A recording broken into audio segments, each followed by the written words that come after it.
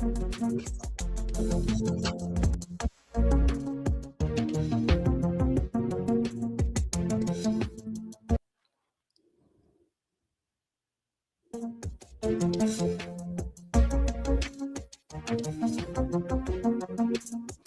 you beautiful nerds. Welcome to the Drunk Banthas podcast, where we talk about sci-fi, fantasy, horror, and all the popular art that we love. Also, we do it drunk. Mostly drunk. Mostly drunk. Always encouraged, but never mandatory. I am Jedi Master Grayson. I'm joined, as always, by my co-host and brother Bill. How you doing? I'm doing good, doing great. How are you? This applause for you. This applause is for you, not for me, not for anybody other than you. Yes, sir. We have a great show for you guys tonight. We are talking Invincible. We are talking Daredevil. And as always, Daredevil Born Again, very specific. And as always, we're talking shit. Mostly shit. Unfortunately, no Jeff's Comic Book Corner tonight. He's dealing with some issues, but he'll be back next week, hopefully. Thoughts and prayers out to Jeff. I don't know what that is. People usually say thoughts and prayers. Yeah, that was it. It was too much. Yeah, it was you had the good intentions, but that was too much. Yeah, that was too much. Not a Luther Vandross situation. They can, in fact, be too much. But before we get into the nitty and the gritty, I guess we should. Have you ever had the thought, hey, I don't have a shirt on? Well, then you should consider perusing through the Drunk Banthas merch store. Just head over to the store tab on our YouTube channel to check out all of our very cool merch. There's legitimately a lot of cool shit there. Oh, I probably shouldn't say shit in a commercial. Well, but anyways, head to the Drunk Banthas merch store, where we have hats, hoodies, shirts, mugs, and a whole bunch of other cool shit with our stupid name on it. Stay safe, my little Banthas, and may the force be with you. Back to the show. Yes, sir. They got a new episode. Wait, no, that was a completely different ad. But yeah, definitely check out the merch store in the store tab on the YouTube channel. Also, go check out the Doesn't Hold Up episodes. Yes, also check out the Doesn't Hold Up episodes. We got a new episode dropping tomorrow at 12 p.m. The Mummy with homegirl Haley Hayes. So definitely check that out. I'm like trying to connect my phone to my new phone. Connections. That's why I'm looking crazy. Yeah, I had the same issues recently. It takes like 2 hours for like everything. It's like, we'll make it a phone in like 5 minutes, but it's gonna take like 2 hours for it to get everything that you love about it. Faster, it's like they're supposed to kiss or head fuck, whatever. Yeah, it's like, yeah. And then like the data. Head fuck is a very intense phrase for kissing. No, they're not kissing, they're head fucking. Kissing and fucking like the same thing. It's not the same thing. They are head fucking, boy. Well, they're actually not. They're not doing much anything right now. I just took that opportunity of the commercial to try it. It didn't work. Shout out to Fifth Bantha in the chat. We running late, but we here. Goddamn, we here. We here. In here. What up, Fifth Bantha? Man. Fifth Bantha said, Bill, I dig the shirt. Looks like just the three of us tonight. Maybe. I mean, I can't share this right now, but if you want to share this on Twitter right now, or go over to Twitter and repost and share this right now, on YouTube, then yeah, maybe we get a little bit more going. I think that might happen. Who's to say? Only you guys. Well, when we start late, people ain't gonna probably Oh, I ain't even Instagram nothing because I can't see anything. Right now. This is my phone. Yes. Yeah, it's been a technical difficulties type of day. But you know what? Activation timeout. Look at that. Look at that. Timed an activation and fallout activation. And before we get into our topics and while we're getting our shit together, we'll have a little break from a little word from our sponsors. After these messages, we'll be right back. Have you ever watched a movie from your childhood that doesn't quite hold up like you remember? Well, you would enjoy our monthly series, Does It Hold Up? Where we revisit classic genre films with a special guest to help us determine if they're as good or as bad as we remember. It's a whole lot of fun, so you should check it out. Please check out the Drunk Banthas channel. They clearly are ready for being seen at a higher level. Back to the show. Yes, sir. Does it hold up? I am not FD Signifier for people who keep asking. I am not him. Stop asking. Stop asking. Stop putting in the chat. Stop it. I do want to read. I want to read somebody's comment later, but you know what? I'll probably save it for Thursday on the Bantha Bun Show at 8:15 p.m. Pacific time. That's Thursdays at 8:15 p.m. Pacific time with your boy, me, right here, 8:15 p.m. Right here. That's where you can catch them. Do you know what you Nope. I have no idea what I'm talking about on Thursday. Don't know what I'm talking about. Too much shit going on in the world. It's just like, should I talk about the fact that we're at war? Should I? Who knows? Maybe I should. Maybe I shouldn't. Who knows? Yeah. I'm looking at the YouTube thumbnail and it's just me. Yeah, I'm trying. That's funny. I mean, that's good. Just leave it like that. Fuck it. I just, because I'm like, what the fuck is going on? Oh, it's me with my mouth open. I was like, damn, that guy's got a nice shirt on. But it's me. That is you. I'm trying to change that as we speak. Try to chew gum and walk at the same time. Don't change it. Don't change it. But yeah, I guess this is a good time as any to get into our first topic of the night. We were talking about season 4 of Invincibles. This has been like an interestingly controversial episode. What? Yeah, like a lot of people are saying this is. I ain't seen nothing about nobody saying nothing. So yeah, I don't know. You lay it on us. Yeah, people are saying that this is a very fillery episode of Invincible. What? This is like the most filler episode of Invincible. Yeah, people are not really vibing with it. I haven't seen the IMDb score or anything. But I was very surprised by how much people were saying that this was filler, but also at the same time, I get why they feel this is filler because I've had similar vibes on previous episodes. I'm just surprised that this one's getting so much heat. But what did you think? Like initial thoughts on this? This episode was fire. People saying differently are probably Terry and and just a couple other people. No, I'm just joking. I have no idea what Terry thinks. He's pretty much like the show so far. So I'm gonna go with, if you felt like this is a filler, then you don't understand the show. Like, you don't get the show. You don't get the show.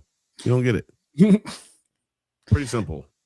You just don't get what you like, because this is a comic book TV show. So one, just because it doesn't go through the storyline that you want doesn't mean it's a filler episode. It just means that there's other things to explore within this world, because this is a world not a town or a city or a complex. Like it has to get more depth. You have to give it more depth. It's not a filler episode just because you feel like the main story is his story with his father. Maybe that isn't the main story. Maybe that's just the story that started you on this hero's journey. Huh? Maybe. Maybe, kind of, maybe. Yeah, like I agree that this is a pretty big world, and like it is kind of it's kind of demeaning. No, like lack of a better word, demeaning to say that this is a filler episode because there are a lot of characters and stories to explore outside of Mark and the Viltrumite story, which is admittedly the most interesting part of the story. I found myself a lot when even reading the comics, just kind of speed reading through some of the non-Viltrumite stories, just trying to get to what that is. And I think that that's just the main frustration of people. They just want to get to the Viltrumite story, but this was wait, what? You're a cheater. You cheated. I didn't cheat. I still read it. I just like read it to the point where I didn't remember. Well, yeah, as long as you didn't read it on Reddit, I guess that's. Yeah, I didn't read it on Reddit. I read it like IRL. But I get people wanting to get to the next story. But there was a lot of interesting character building in this, especially since like this was one of the most original episodes, because none of this exists in the original comic book for real. None of it. None of like yeah. He did go to hell though. No, like as far as I remember in the comics, Dark Blood is very much just like a joke. Like he is investigating the Guardians of the Globe death at first, but then he comes in later and he's like, "Oh yeah, I found out that Omni-Man killed the Guardians of the Globe," and this is like after he had already fought Mark and then like left the planet, and like some secretary is like, "Yeah, we all know that." And he was like, and then like that's the last time you see him. This is like it's very much just played as a joke, but they use his character a lot. Hey, you found already?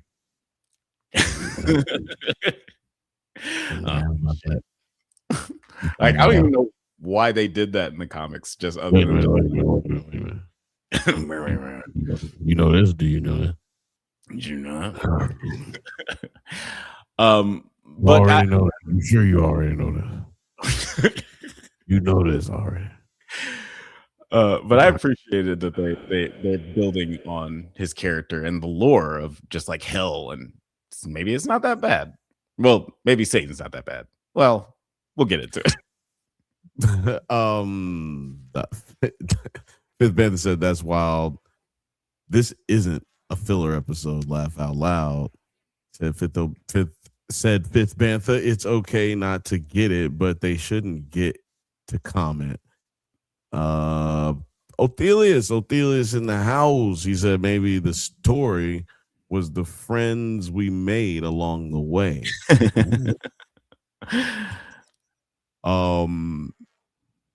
Fifth Bantha says and Othelius comes in. Hi, hey, Satan cracks me up. Satan cracks me is a crazy thing to say. Man, Satan is not who we thought he was. Satan cracking your back out. Crazy. I'm not gonna lie. So in this episode, Mark confesses his actions to Art, who comforts him and gives him back his old suit, though he doesn't put it on right away. Eve calls Mark to stop Kahor, that Egyptian demon, but Damien Darkblood. Oh yeah, Kahor. Yeah. I thought you said a whore. A whore. She's a whore. But Damien Darkblood attempting to. Hey, I'm just shouting out Joey Pants. I just thought that's. I thought you. No, I thought you actually said it. So I was like, wait, dude. Yeah, right. But Damien Darkblood, attempting to reclaim hell from Volcanica, uses Nolan's blood and accidentally summons Mark, allowing Kahor to escape with a female host. Yeah, this is interesting episode. Like we said, Hey, the reintroducing. That's the most filler part of this episode, and it's really just a callback from season 1, like all the way back in season 1, which we had we had a lot of in this episode. Yeah. This is I could see how, because this is a series of running gags or just like things in the background, because we got a little tease of Dark Blood and Satan. I don't know if it was like last season or maybe in the season before. But now it's starting to actually come to fruition. Like these things are just been like in the background, and now they're bearing fruit. I think that's cool rather than being, filler. But Do you think I don't know, man. I don't know about what you just said, but do you Fifth Bantha was in here saying that like Satan wasn't even badass with the crown. I was hella disappointed. Do you think that was kind of their point to set up Volcano Lady later? Is like, no, Satan couldn't even fuck with her. Like, this is like bigger than Satan. Like, y'all worried about Satan. That's some little bitty ass shit. That's some little kid shit. You know?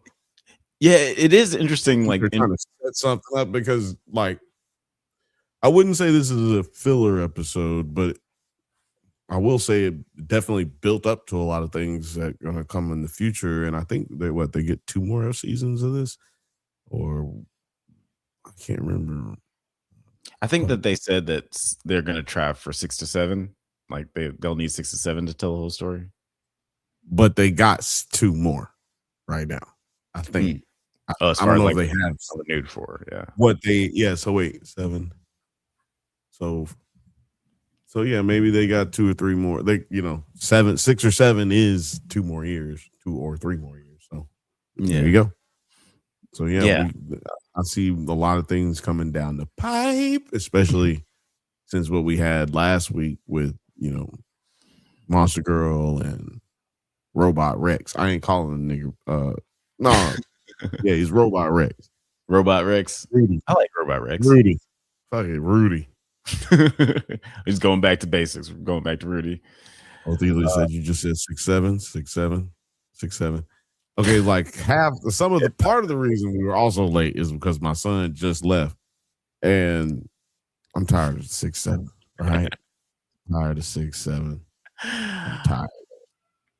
Yeah, if I did it, it was definitely on accident. But yeah, like to your point, Bill, it was interesting seeing like the different power levels of all these characters, because we see Dark Blood, who's pretty strong, and Satan, as far as lore goes in our like human minds, we're just like, oh, he's got to be super, super powerful, right?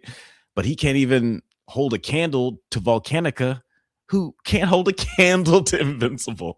He just comes in. Well, it doesn't mean he's not super powerful. It just means that he's not as powerful as Volcanica, and he's not as powerful as Invincible, but nobody seems to be that powerful on Earth at this moment.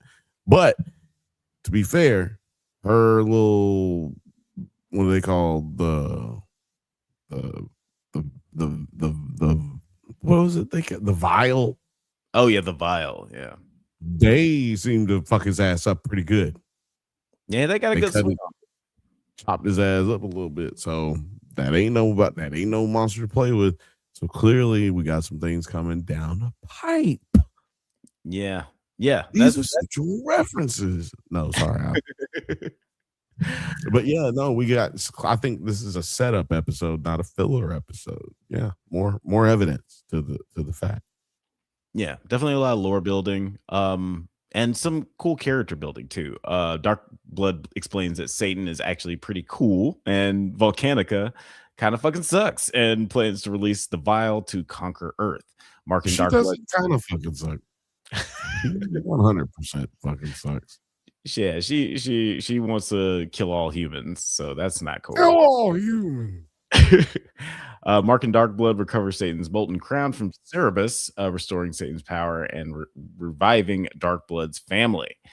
And I personally really enjoyed this joke. This is another thing where people are saying that this is kind of fillery, and I'll agree that they use some pencil mileage tricks to like get a lot of time out of not a lot of animation.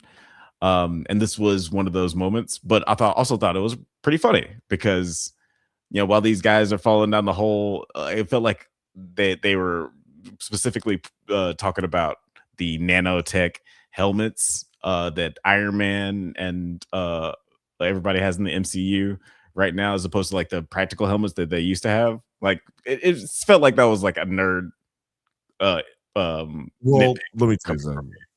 That moment where they were falling, I'm pretty sure this nigga has been to hell. Okay, pretty positive he's been to hell in the comic book. Oh, Invincible, yeah. I'm pretty sure it's happened. Like, I'm pretty sure a dude brings him down there, but it's like minuscule. You know what I'm saying? Like clearly this would have taken 2 pages in the comic book, right? Like a moment like this would have took 2-3 pages in the comic book. He goes down there, he pops bitch in the head, and then it's over with. You know what I mean? Like, they go home, everybody goes home. But that scene where you're talking about them writing for it to be longer, that scene where they're dropping down the whatever you call it, the big ass hole, when they falling down, they're shocking the whole time. To me, that was a dope ass scene.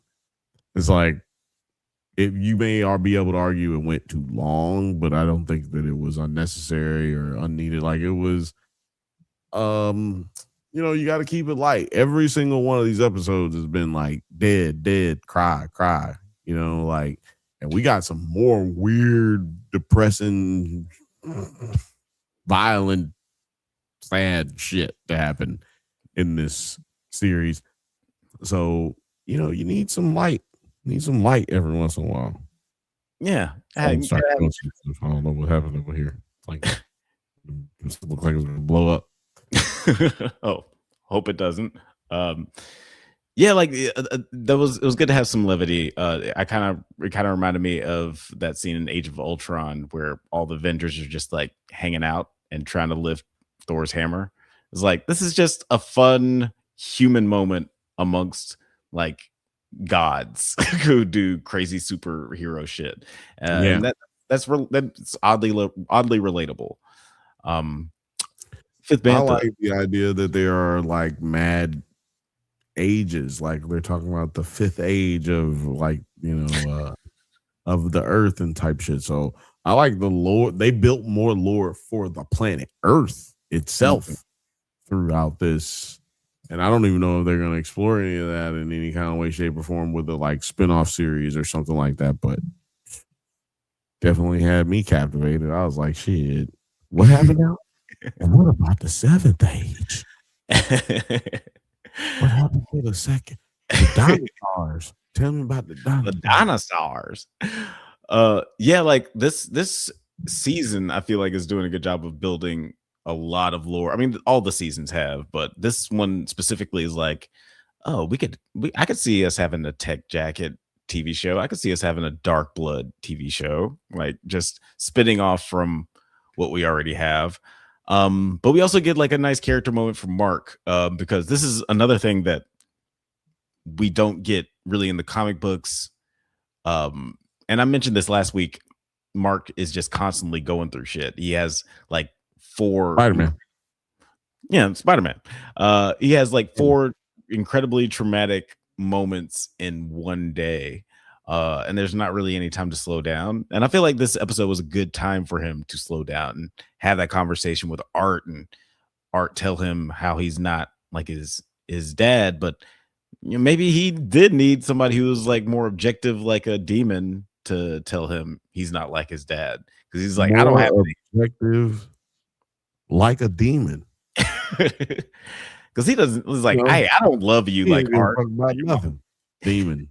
No, I get it. Demon don't give a fuck about nothing. He's like, look, run up over here if you want to. I'm gonna come over here and I'm gonna demon you. That's what they do, don't they? They demon people. I demon you. I'm a demon you. So yeah, naturally objective kind of person because he kind of don't give a fuck about what's going on Earth. Because like, really, I'm stuck down here. So demon, I'm gonna hit you with this demon. I made you with this demon. You know, it was like, hey, you didn't have to tell him. It was like, hey, man, your dad never asked any questions.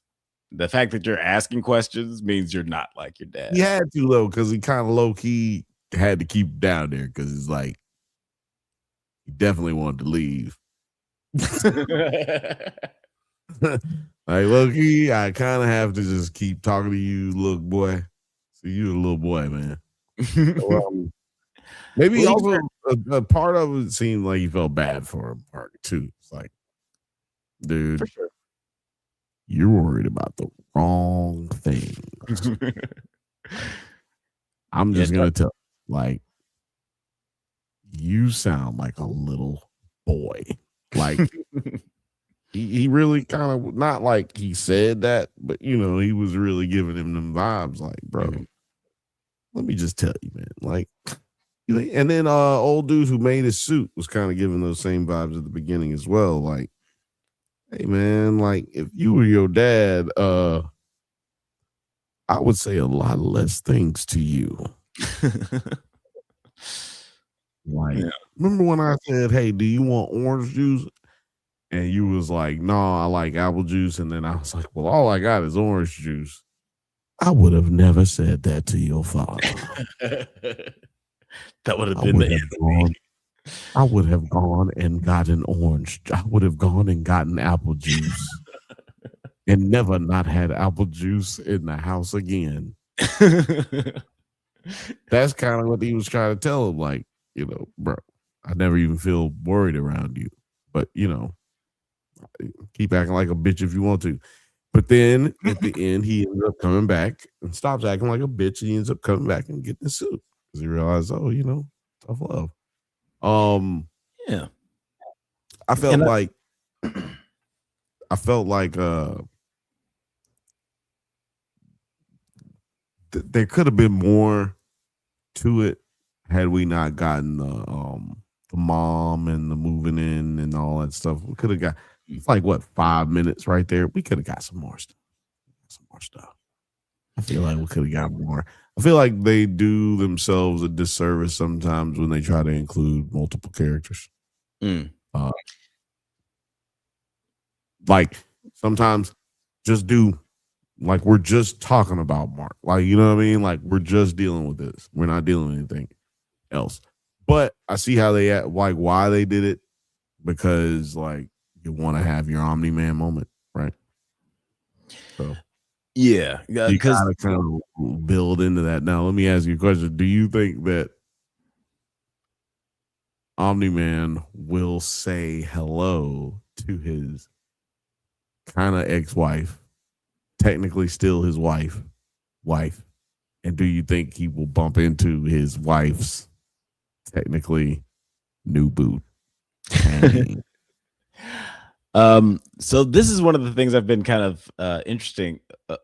One, definitely, I think that's one of the things about this episode that's building up so much is that this whole episode is about Nolan, but it's not about Nolan.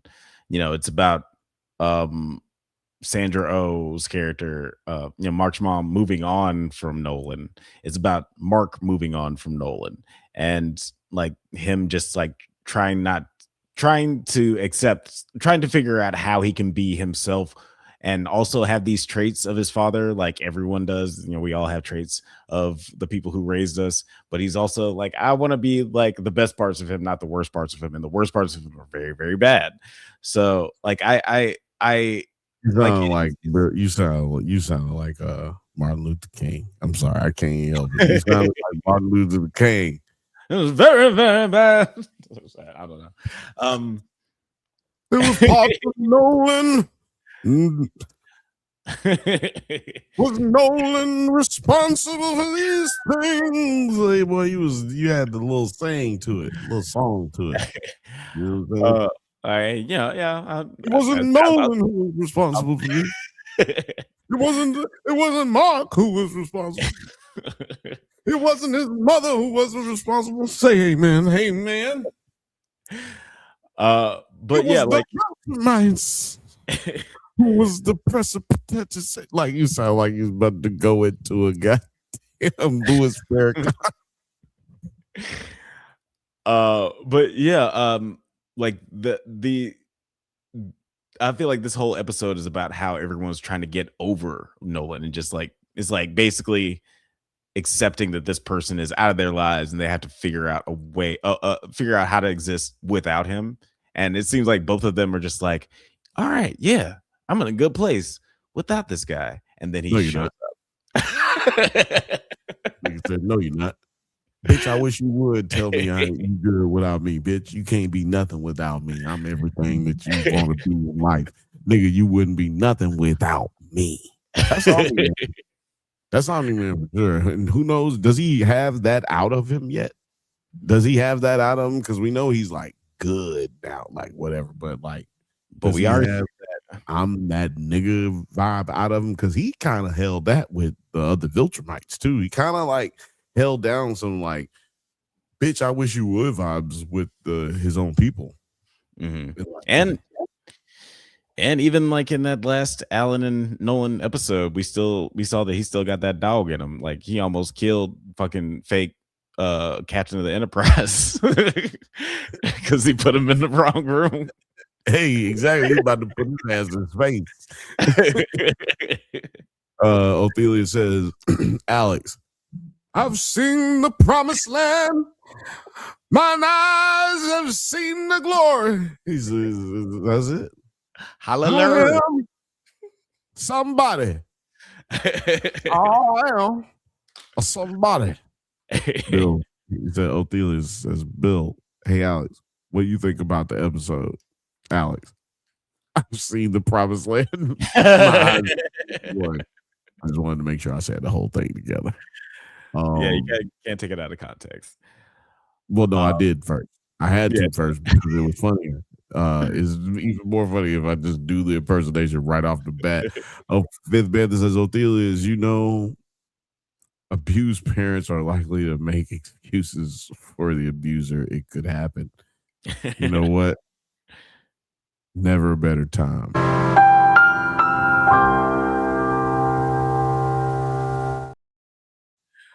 It could happen. It could happen. Right now I'm trying to look up the IMDb score for this episode because I'm curious of where it's rated before we move on to our next and last topic of you don't want me to read it? Oh, you got it pulled up?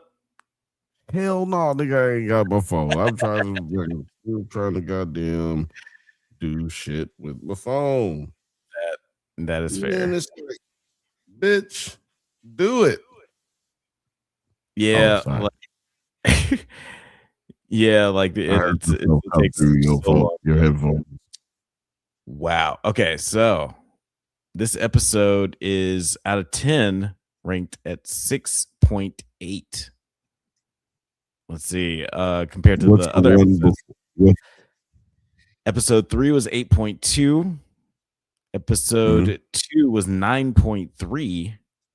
And episode 1 was 8.3. So none below 8. And this one gets 6.3. That's wow. People did not like this episode. Whoa. Oh man. I was about to say. Push the goddamn button. Push the goddamn button. You heard what she said. Sorry. I was about to say that. I got cut off. Yeah, it's very important. Please like and subscribe. Push all the buttons. Membership, liking, subscribing. All those buttons. Are you wondering why there's no one else chatting but you? Have you been seen wandering around in life? Do you not know where you're going? Do you have an associate's degree and no job? Please, you feel lost. Subscribe to the Drunk Banthas channel. But yeah, like there's two pretty solid cliffhangers. One with Dark Blood, which we might not get until we get, that might have been a backdoor pilot. But yeah, it might have been like a Jefferson style pilot, but yeah, Nolan would Yeah, definitely. yeah. I'm with You that. got any final thoughts on this episode before we move on? Like anything you're excited to see? I will say that I do agree with I got to say that I do agree with our boy Fifth Bantha. He was talking about how Satan he just got killed. Basically, he was sad. Him was sad. And I will say this: nobody said he was going to be able to beat her when he got his crown. He just said he wanted his crown. Now, old man traveling story, hero's journey type shit. That's kind of what happens a lot. That's some Master Roshi shit. You know, hey, go get my crown. Then you be like, yeah, I'm gonna go get the crown. I told him what I needed. He said, go get the crown. So then I'm gonna go there and then I'm gonna get it and I'm gonna come back. Now, did he think he had a chance? Maybe he did. But also remember one of his kids didn't come back, right? So maybe he thought he had a better chance. Right? It's like, come on. But didn't happen, you know. So I just would say maybe there's a reason. You know what I mean? Like he thought he could. He knew he couldn't, but he thought he could. But he just liked his crown. Also, would you want to be that little bitty ass shrivel up man? Look, man, I'm lying to everybody. Telling you, hey, man. Had to get back, man. Holy shit, no. What?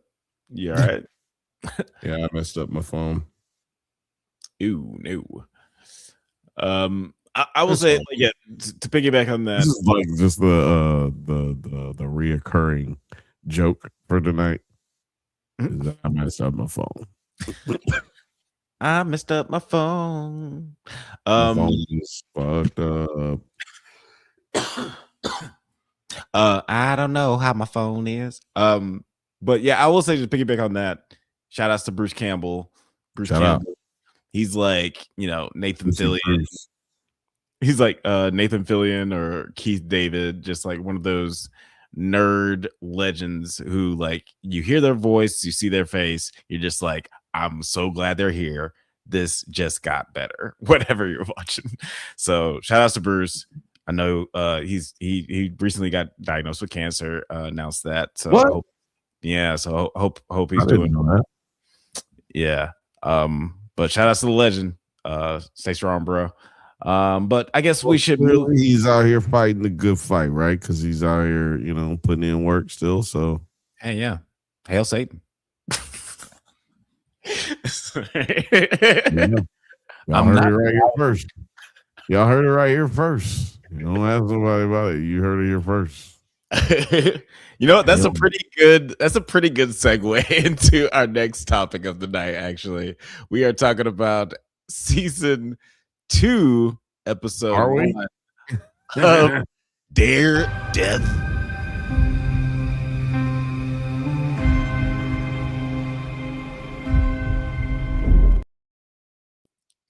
That's right. This is what I've been waiting on, baby. Daredevil has born again. It's season 2 premiere. Matt Murdock as the vigilante Daredevil infiltrates the Northern Star, a cargo ship carrying military-grade weapons, to Mayor Wilson Fisk's Red Hook Free Port. This was a pretty cool intro to the season. We get a preview of Daredevil's very, Into the Spider-Verse, What's Up Danger new costume with black with red splotches. And yeah, things kind of go tits up in the middle of the East River. I like this. Even the devil was heaven sent. Even Kingpin was heaven sent. Oh, you just sprinkled my brain, bro. Even Epstein was heaven sent. Yo, shout out to the dumbest nigga ever. Even you. Nigga, no. If you don't know, Google it. But yeah, what did you think of the intro to Daredevil Born Again season 2? Oh man, I'm gonna tell you, I loved it. I don't understand. Well, we've seen all of the episodes. We have, yeah. They all run together right now. So, they all run together, and I did not watch this episode stand alone. Like I just watched the episode, but man, I was hype off the first episode. I felt like it started out a little too slow for me, but yeah, kicked it in gear because I feel like the last season just started so like boom. This one was kind of slower, but yeah, I was satisfied. Yeah, comparatively, with the big bullseye, Foggy Death, Matt getting pushed off. I mean, sorry, Bullseye getting pushed off a building. Shit, that Someone say thrown. Thrown, pushed. He might say thrown. He might would have said thrown. He might would say thrown. But that definitely started off with a bigger bang. And one of the things I kind of thought of when this episode started, when he Matt infiltrates the boat, dude presses the button to make the boat sink. Matt is in the boat and he's like, oh my gosh, the boat gets flooded up with water, and then he just washes up on the shore. I think he does blind stuff first, where he's able to put a watch inside of one of the crates of weapons. Yeah, that was smart. It was blind. That was blind. But I'm starting to think that like water might be like might be just like sunlight to Superman is water for Daredevil, because every time this nigga looks like he's about to die, but he's like engulfed in water, he just washes up on the shore and he's fine. Maybe it's the buoyancy of the suit. Maybe it's the buoyancy of his suit. Like dude who made it, he's like superhero suit maker guy. So maybe he was like, sometimes you're gonna fall into the water in the river, and you got to be able to like just kind of float to the shore, man. Or it's just what happens in New York. I've watched a lot of Law and Order, and I'm a professional about New York City. And one thing I know is that dead bodies, they wash up ashore. They tend to wash up ashore. That never fails. That's where they end up. They get dumped somewhere else, but they definitely always end up on the shore. Always. Look, we can call. We can call IT right now and ask him. Yeah, I feel like there's an NBC procedural called The Shore or something. No, that's a different show. It's on one of the NBC affiliate channels. Peacock. Yeah, Peacock, USA. But I don't think so. But the captain and the first mate of the Northern Star tried to sink the ship, blocking access to the port. CIA operative Mr. Charles ensures that upcoming trials for vigilantes captured by Fisk's anti-vigilante task force will not be interfered with by New York State leadership. I did like that they included this because Kingpin is not just the mayor of Hell's Kitchen; he's the mayor of 5 boroughs. So, I like that they decided to show that this wouldn't just go completely unchecked unless he was doing favors for somebody even above the governor's pay grade. No, he can just be killing people. I mean, there's no bigger incentive than living. When word gets around that he crushed a man's head in with his bare hands, made it look like gelatin in a Jello mold, not many people go around asking too many questions after that. They'd be like, Oh, like man, just like old buddy did. Oh, first of all, shout out to that black dude who was in who was like with the lieutenant governor or something. He was like in the room with the lieutenant governor episodes. Man, he's in this show. He's great. But there's a scene coming up soon where it's just like he goes like, yo, y'all ain't fucking with me. Ain't nobody fucking with me. I will motherfucking kill you, nigga. So it's just that's out there. So I think he would always have that in his back pocket, regardless. He's gonna always have people in his back pocket. That's kind of the whole point of him being the kingpin, right? He's gonna go to jail. He's still gonna be running shit. He gets out. He's still running shit. Somebody else takes over. He's still running shit. Somebody else takes over. Guess what? You actually running shit for me. Like you just didn't. Yeah, he's a super strong person, as we know. You can't like win toe to toe with him. But the thing that's really great about Kingpin is that he's super smart. He's able to make these connections that'll keep him out of harm's way when he decides to do outlandish shit. He's calculated when he decides to be chaotic. But what did you think of Matthew Lillard? Yeah. Yeah. Oh man, that sounds like it's like a BIG. Oh yeah, no, that's a new rock band with like 3 black dudes and 1 white guy. Where are you?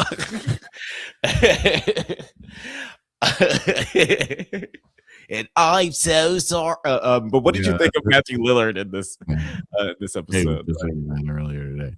Earlier this week. What do I think about who now? Matthew Lillard, the new Maddie Lid.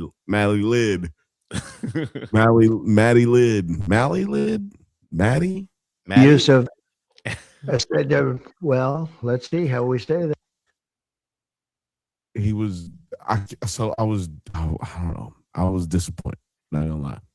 And the reason is because I heard so many people go, like people who were in this show. I heard what's his name? Damn. Anyway, doesn't matter. I heard a lot of people for this show say, "Oh man, Matthew Lillard was just so amazing. Like he brought it on every scene. It was just, I just can't wait for you guys to see it. It's just like he was just so phenomenal, and he just came prepared so well. Like nigga, first of all, he's in 10 scenes and he did nothing. Where was this?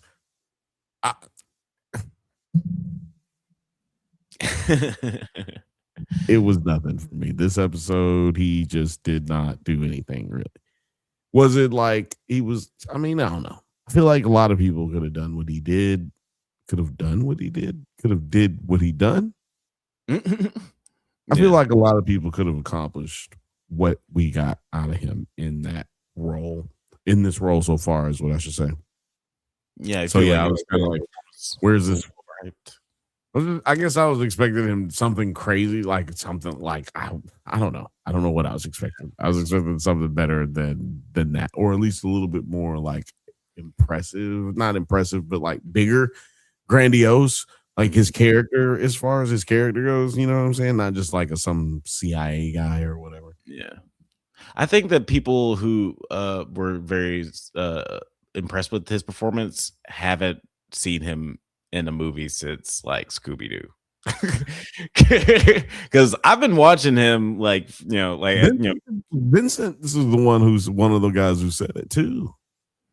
I don't think that he hasn't seen him in a movie since Scooby-Doo. Scooby-Doo. He probably didn't watch any movies since Scooby-Doo. Yeah. And he probably watched it with his kids. Five Nights at Freddy's. I watched Scooby-Doo with my kids. Very good. It was very good. I don't like any other things. He was good. He was great in that. Well, that's not almost said. It's amazing. It's incredible. Get the fuck out of here. That was not. I mean, he did a great job. He is great in this show. He does a great job. But so does the dude who I was just talking about, the black dude. I don't remember his name, but he's a good friend of Godfrey the comedian, and He does. He's part of the Black Theater in what's it called? The Black Theater Group, whatever, in New York City. But yeah, I know what you're I talking think about. it's Harlem. Yeah. But yeah. He's the head of that. So, Mm. yeah. Shout out to black actors out there. I can't remember you, but be bothered to remember your name. But I did give people your occupation and your job, where they can find you, so they can stop you at work. That's enough for Google. You can figure it out. That's what it is. But I did like, I've always liked Matthew Lillard. I hadn't oh my gosh, Matthew Lillard is a mature adult actor, like way back when I saw him in Good Girls like 10 years ago. So I'm already like, it was like 8 years ago, or whatever. But I'm already like, I'm not impressed by this performance. He's just like still being good. He's just continuing to be good. Excuse me? Scream? No, that's when he was younger. I'm saying come on now. That's what I'm saying that range was shown in Scream. And once in the beginning of the show, he's just happy-go-lucky. Then he's scared. Goes through the range of emotions. See? Then he's the killer. Ooh. Then he's scared again. He's dying. He's fucking dying, man. He's fucking dying, man. So I think anybody who didn't see this coming just was not paying attention. Yeah, that's Matthew Lillard erasure, and we will not stand for it. Fisk and his wife Vanessa agreed to work with Mr. Charles on more shipments, on the stipulation that he'll just manage all the murdering of the the help. Handle the killing. Yeah, it's like, I'll handle all the killing. I'm good with logistics. Murdoch and his friend Karen Page work in secret to oppose Fisk. They're sort of like have a sort of resistance, though they don't really have a name. This is kind of like them a clip from the episode where they're trying to like work out a name for their resistance. Quick! We need a name. We can't form a resistance and not have a name. How about the Pirate Monkeys? It's an awesome name. It is an awesome name. It is an awesome name. I like it. I hate this lady. What's her name? Oh, Karen Page. No, I meant her real name. I just Othelius likes that drop. He said, "Go to drop." In the chat there. Go to drop. Thank you. Glad you liked it. But yeah, man, I'm done with this girl, man. I'm done with her, dude. Like, I barely really liked her in True Blood. Like, barely. But the way that she played that character, to me, is like how that character should have been played. She did a perfect job with that character. In this show, there's too much corn on this cob already. She adds more corn with mayonnaise and butter and a little chile sauce and goddamn tahini and some goddamn lime and some of that goddamn crumbled up Mexican cheese. Like, I just can't stand it. It's too much camp to me. And it's, you know what it is? It's camp without camp. Like, she's not supposed to be campy. Nothing's supposed to be campy about it. But she just, the old, where have you been? Like, the old monologue, like the old fucking actors class bullshit. Like, well, why are you not taking up for yourself? Why don't you start, like, the monologue bullshit? I can't do that, Karen. How many times does this nigga have to tell you he's not gonna fuck a nigga up? Like, goddamn. Well, all I'm saying is Karen gets on my nerves. And Fifth Bantha was talking about, like, oh, you can't kill Foggy every season. Well, you could have killed her. Could have killed Karen Page. You know, I've been a Karen apologist. Kill Karen. I've been a Karen apologist in the past because I really liked Karen in the first season. In the first season. In the And first you hated what's his name? Foggy. Oh yeah, I've never liked Foggy. But Never liked Foggy. hashtag never liked Foggy. I'm glad he's dead. But I never the way that they wrote her character just got progressively worse, and they kept trying to find ways to make her interesting and integral to the story, and she just like the further and further away, like after Ben Ulrich died, it's like she had nothing to do in the show, and like her case wrapped up, it's like she had nothing to do in the show except be the fucking secretary. And yeah, and I think that Deborah Ann Wall is a great actress, and I think that she was really good in that first season. But I think that she doesn't understand what the character is anymore, and neither do the writers, and it's very apparent in the way they understand what the stupid shit that character she's is. saying. I understand what the character is. She is there to be. She tests very high with male audiences and female audiences. She's not so hot that women get in awe of her, like where they just feel like this is an unattainable goal, and like I don't like how they trying to every girl's got to be like this, like da da da da. But she's not like unattractive where dudes don't want to be following her on Instagram and following her on Twitter and shit. Yeah. Right? So she tests well, in my opinion. That is why she gets continued through this, and this is the Opie effect, as we call it on this podcast. The Opie effect. I think that she was supposed to die a long time. Her character, not excuse me, Miss, not talking about you. I think her character was supposed to have passed away, been murdered, gotten up out of here at some point previously. But yes, so well, fans love her so much, you just can't get rid of her. Yeah. And therefore causes the conundrum of not having a way to write this person accurately. Where Sons of Anarchy did that with Opie, they actually closed that loop eventually. They just made it drag out a little longer. To me, it's been dragged out too long. Hashtag kill Sabine. Hashtag kill Karen Page. Hashtag kill Karen Page. We'll see if that happens this season. But moving right along, therapist Heather Glenn is suffering trauma from her capture by masked serial killer Muse. And then she agrees to falsify Jack Duquesne, aka the Swordsman's evaluation ahead of his trial for being vigilante. This actor played Zorro. I would be maybe 20 years ago. But Zorro ain't gotta be young. Zorro is all over the place with Zorro, right? That's like the Phantom, right? Oh, anyway. Yeah, he could be, yeah. But no, I love this actor, and he's incredible. I loved him in Better Call Saul.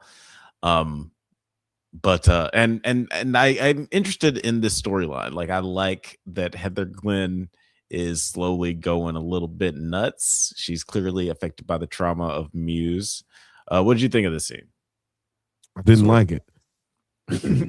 But I mean, I don't like her. I didn't ever like her. Her character is dumb.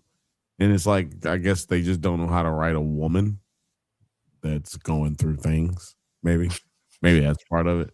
But like, she's not, like, what the fuck is she talking about as well? Like, you know what I mean? Like, you just make her evil. There's no way someone is supposed to be as intelligent as she is so stupid to sit around and pussyfoot around the fact that she's doing bad shit. Like, she knows she's doing bad shit. Why are we talking about it like she doesn't know she's doing bad shit? Like, you know what I mean? Like this like, because we started it last season, right? Like, she fully succumb to the Wilson Fisk arm of justice. Mm. Right? She started falsifying documents and shit back then, right? So all I'm saying is that did the Muse change the way he views things, or did Muse reinforce what she already felt and intensify that with violence? Yeah, like that. I think that brings up an interesting like point because like I did not like her in the first season. I didn't like anything about her character. But I do like what they're doing. I like the idea that this could be just like, you know, to your point, like Two-Face in DC was, you know, Harvey Dent was already arguably unhinged, and then there was just some traumatic event that just sort of pushed him a little bit further toward the edge, or maybe he would have been something like that anyway, just not He with was at the very least, he was an asshole. Right before he became Two-Face. Like, there was some precedent. And not to say that she's gonna go full on villain mode or anything like that, but I do like the fact that she is maybe. But I do like the fact that she is like compromising for morals. Like I like that. Right. I just feel like she is a villain. Like last season, she was a villain, in my opinion, because she treaded on Daredevil's. I mean, on Matt Murdock's life. Like, bitch, if I tell you I'm working, goddamn, I'm working. Like, I literally am a lawyer who has to go to motherfucking crazy ass jail cells in the middle of the night and talk to niggas who done did some shit that I can't talk to you about. You know what I mean? Like, you know, I don't ask you about your patients. Why are you constantly asking me about what I'm doing? You ask me where I'm going. You ask me this. And then you're like, you're not telling me something. Yes, bitch, I'm not telling you about 12 to 15 hours of my day because it involves people who I can't tell you what the hell I am doing.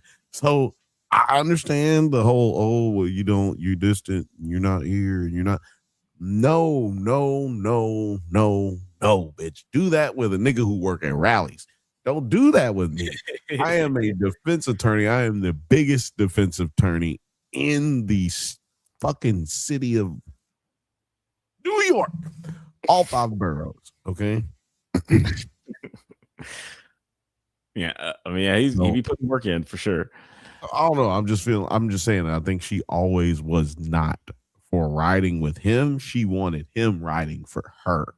You dig? There was never gonna be a relationship that was co-op. It was gonna be just her trying to tell him what to do. She started psychoanalyzing him in the first few times that they mess around. You know what I'm saying? I've said from the beginning that Daredevil needs to just be, his one true love was Elektra. So that's he needs somebody who's just as crazy as he is. He can't fuck with Karen. That is a sad turn of events. You know, he keep looking at Jessica Jones, and Jessica's like, no. I know. Quit calling me. Talk to you later. It was just that one time with the Defenders. Nobody wants to talk about that anymore. He seemed like he had a good time with She-Hulk. Maybe he should just settle down with her. You know, he just needs a superhero. Is what I'm saying. Knocking him down. He's just out here knocking down. Yo, Matt is the biggest hoe. I said this in my review like 8 years ago or whatever, but Matt is the biggest hoe in all the MCU. He just be fucking everybody, and more power to him. And he's Catholic, so you know what that means. He getting them pregnant. No contraceptives. Go get that thing, girl. They start fucking. It was gross. I need some music. I need some like freaky music. Some like I need some Barry White. You know what I'm saying? You know what that means, girl. You know I'm Catholic, girl. You know what I'm talking about. You know I'm Catholic, girl, so you know what that means. I'm busting in them. I'm busting. But let's talk about Hope the you ending. Hope you got good health insurance, girl, because I'm trying to tell you, I'm Catholic. I'm about to bust and I'm about to be up out of here. Hey, you ain't never gonna see me again.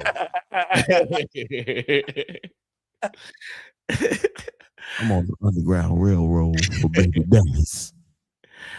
So the AVTF attack Cherry and Murdoch, and Murdoch comes to the rescue.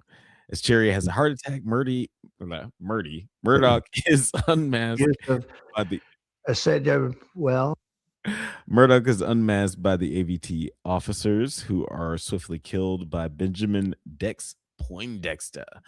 Now I mean, first off, I thought this was like pretty convenient that that Matt just happened to be there to save Cherry, but then I thought it was double convenient that Poindexter just happened to be there. I'm good with Daredevil showing up. He's superhero. His name is the show. His name is on the marquee. It's okay for him to do crazy, wild shit that don't make no sense. But when did this become Daredevil Bullseye again? That's what I'm trying to figure out. Because Daredevil Bullseye again, like the last season, this season, Bullseye.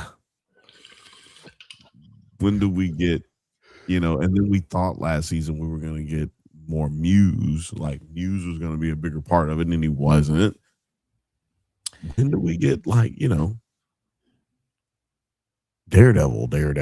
like, you know what I mean? Like, we've got Daredevil and Frank Castle, we've got Daredevil and Bullseye, then we got Daredevil and Bullseye again. When are we just gonna get Daredevil? Yeah, last season definitely felt very disjointed for several reported reasons. Where, it felt like we got a little bit of Punisher, but not enough. A little bit of Muse, not enough, and a little bit of some real niggas out here, but it's really not enough.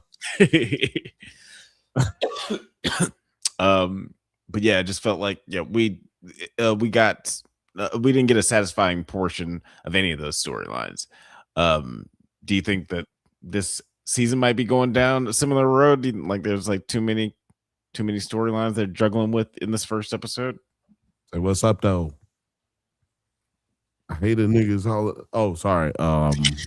Yeah, I was on. What was you saying? What was the question? I think do you feel like they're juggling too many storylines in this first episode with Bullseye and with Heather, and do you feel like there's like in Karen? Do you feel like there are too many storylines, like much like last season? Oh man, let me tell you something.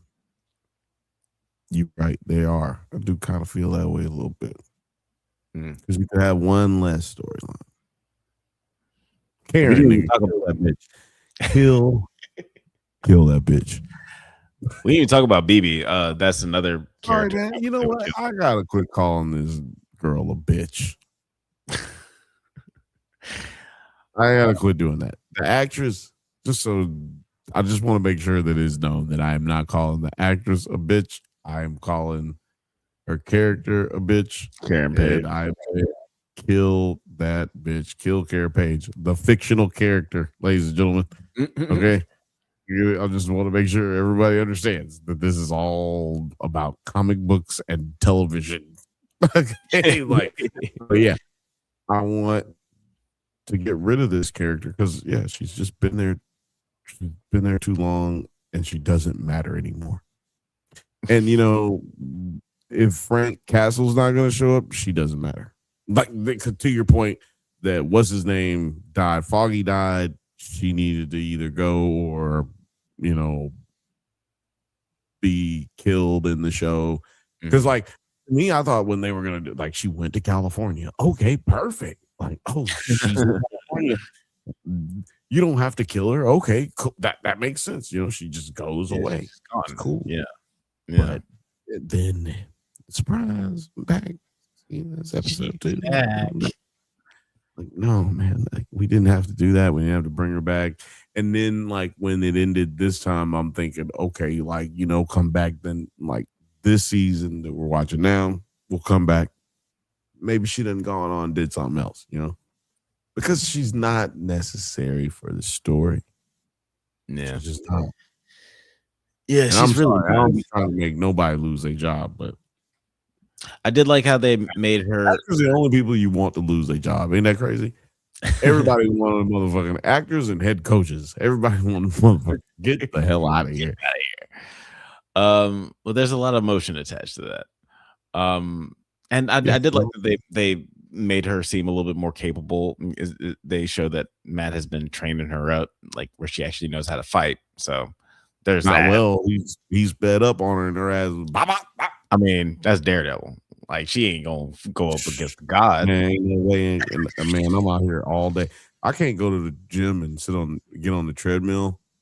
If there's a person, when I get up to the gym and I get on the treadmill, if there's a person next to me, I can't stop until this nigga leave.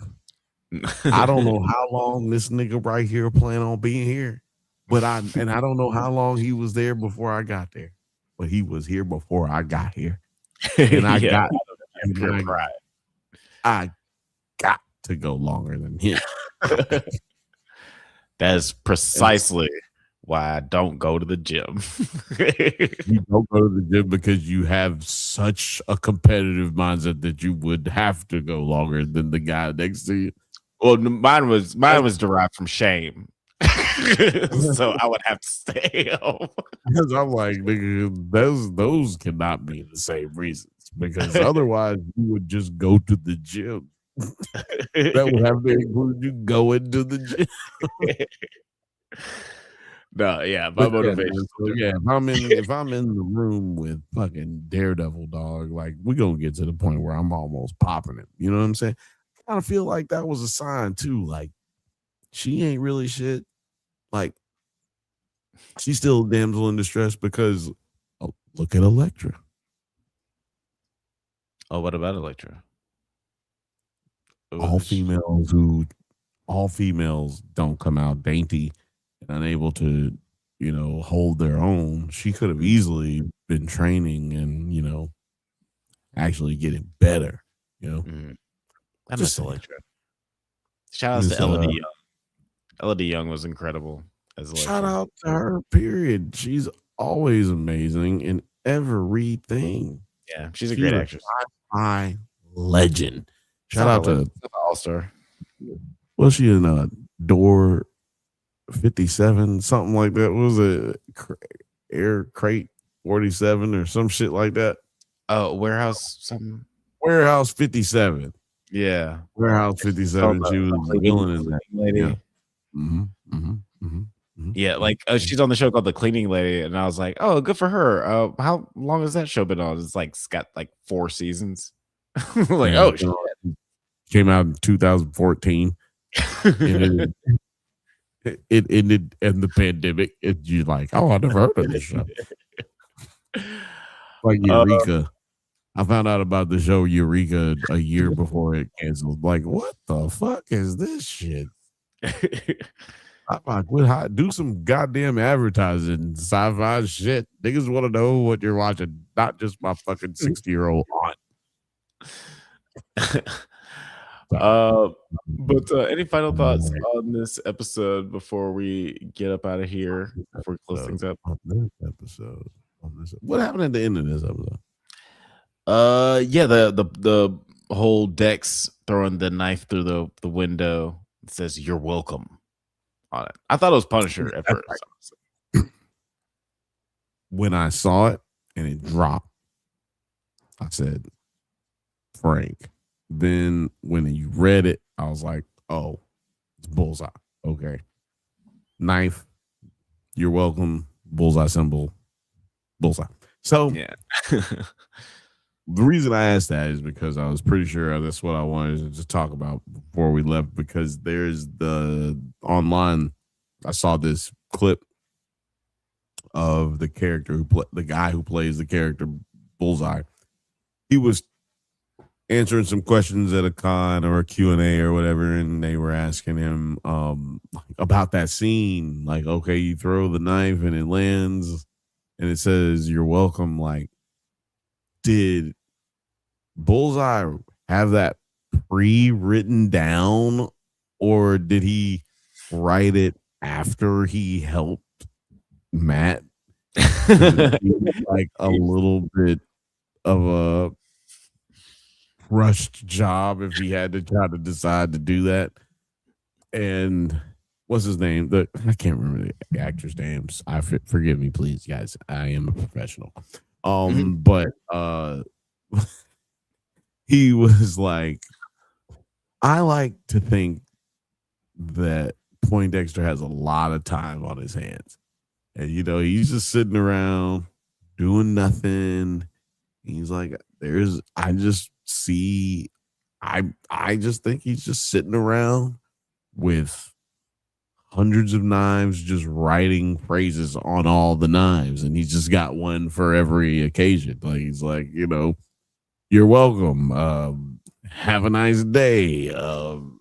Catch you next time. Or I did it on purpose. It's like, he just got random ones that he just throws out. Yeah. That's how it works. I like that.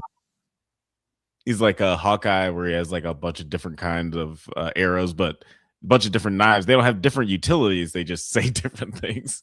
No, remember those popsicles that have the joke yeah, on the popsicle stick? No, that's what he's got. He's got like mad phrases for each knife. You just pull it out. It's like a popsicle stick. He just and like depending on the actor, he said is like those, it's like those Valentine's Day heart candies. You know what I'm saying? It's just like a different message in there for every occasion, man, for every person. I like that, and I like the bulletproof. I like that Bullseye is back. I like this actor a lot. Hopefully, they get into this whole adamantium spine thing of his, and maybe that's why he survived getting thrown off of a building. I don't know. Maybe we'll get it. Will not be something that will be talked about until the end of this year, at the very least. Oh, it'll have to come next season. Couldn't come this season. Won't be a possibility for it to happen as far as that adamantium talk. Because you can't say that again legally. Can't say that word again until the end of this year. Was that May? I actually have no idea. Real quick, your assessment on the viewing war.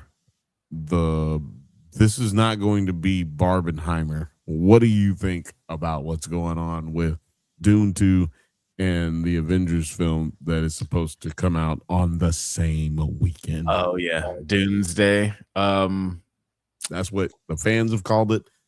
It appears that the studios are fighting about it.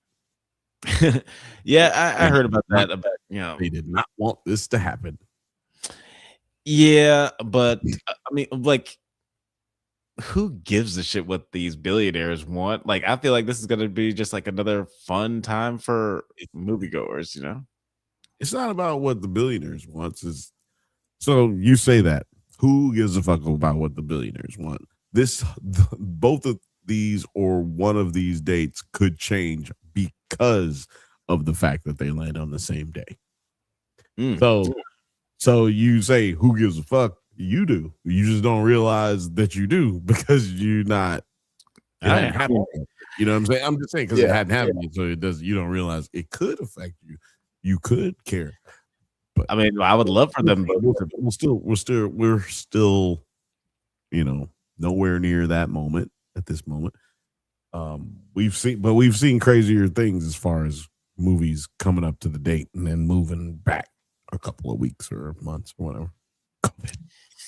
Yeah, hopefully they don't lose their minds and they just like keep moving forward, stay on target. I would love to just watch both of these movies on the same day. Don't take that away from me. Watch them both on the same day. Yep, nope, not me. 3 hours. No, Barbie you can do, and then do some Dune or whatever, and some Oppenheimer and some Barbie, because those are one short movie and one long movie. Not doing 2 long movies. Nope. This is the Russo brothers, so it's gonna be 3 hours. It's Period. probably gonna be 6 hours. Yeah, you're spending in the theaters, or That's a job. 7 hours with Well, yes, it is our job. It is our job. I said it's a job, and I was like, nigga, it is your job. Shut the fuck up. That's what I'm saying. I'm gonna watch them both anyway. I might as well watch them both on the same day. Get high all day, eat some terrible food. You can't get high all day because you spending 6 hours in the theater. That is a fact. Can't get high all day. You go be in the theater. I have found ways. What I will say is, it's still not all day because 3 hours. Nigga, like weed lasts like 3 to 4 hours for the average person. Like, nigga, I'm not high anymore when I get done watching Avengers or Dune. But that's why I will be doing them separately. So I was just curious, like, because it's about to happen. It's going down. Warner Brothers, you can send a nigga a screener. Yeah, whoever owns Warner Brothers at this very second. I just say Warner Brothers, don't do all that, because then you're gonna make me mad. Then I'll get mad. I'll just go down the diatribe and start fucking going down the rabbit hole. But come on, Warner Brothers, we love you. God damn. We fucks with you. Who was the other one? Oh, Disney. Two biggies.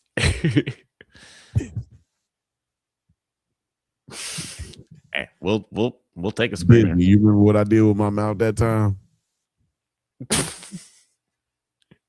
Come on, Disney. Go ahead and send that screener on through. Come on now. That is a great place to wrap things up. Do you want to tell people where they can find you on the interwebs before we get out of here? You can find me right here on the Drunk Banthas channel on Nerds at Night on X and on YouTube. As a matter of fact, you can find me on this channel on Mondays at 8:15 p.m. Pacific time, and on Thursdays at 8:15 p.m. Pacific time on the Drunk Banthas. Oh, excuse me, on the Bantha Bunch show. This is the Drunk Banthas podcast. It is indeed. Podcast. I'll be here on Monday. Bantha Bunch show. We will be doing that on Thursday. What we'll be talking about, nigga, I wish I knew. Don't turn that on, because that cuts out the voices that we have. That's it. You don't do that one. Don't do that one. But yeah, have no idea what we're gonna be talking about on Thursday. It's a sad story. Bring your ass though, okay? Because I will be talking shit. That is a fact. Bring your ass. I need to get that clip of Anthony Edwards saying, "Bring your ass." There's a clip of him. Do yourself a favor if you watch this long for whatever reason. Do yourself a favor. Go on YouTube and type in Anthony Edwards, "Bring your ass." It's amazing. It's good times. But yeah, where can these niggas find you at? And watch your shit. Oh, always here at the Drunk Banthas channel. Thank you guys. This is the Drunk Banthas stream, Drunk Banthas streams, but you can find me on the Drunk Banthas channel, YouTube channel. The links are in the video description. Thank you guys so much for listening to the Drunk Banthas podcast. We do this every Monday at 8 p.m. Pacific time, but don't forget to like and subscribe so you can get updates on new videos. Check us out on Twitter, IG, TikTok, Letterboxd, likewise, all the new internet things at the Drunk Banthas. Until next time, stay safe, my little pirate monkeys, and may the force be with you. Push the goddamn button! Push the goddamn button! You heard what she said.